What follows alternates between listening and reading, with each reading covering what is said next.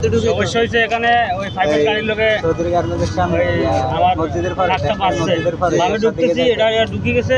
তারপরে প্রাইভেট গাড়িটা ঢুকে বাঁচার পরে উনি আমাকে অনেক মারধর করছে, পিস্তল ধরছে, এই চকুর মধ্যে মারছে, এখানে দেখান এই চকুর মধ্যে মারছে, এখানে শুয়াইয়া মারছে। হ্যাঁ, আমার কথা হচ্ছে রাস্তার মধ্যে দুর্ঘটনা হইতে পারে, দুর্ঘটনা হইলে ওনার গাড়িটা এখন এই যে ওনার কর্তৃপক্ষ বলতে গাড়ি ঠিক করে দিবে।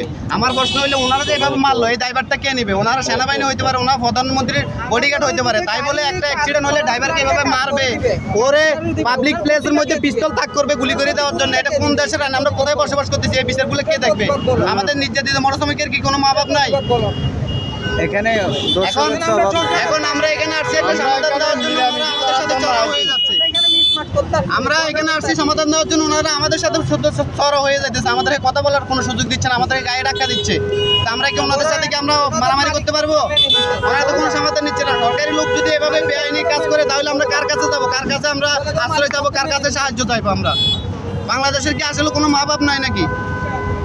এটা আমি আমার পাবলিক ভাই, আমাদের মোটর শ্রমিকের ৬৬ জেলার ভাইদের কাছে বিচার দিলাম, এটা আপনারা একটু বিবেচনা করবেন।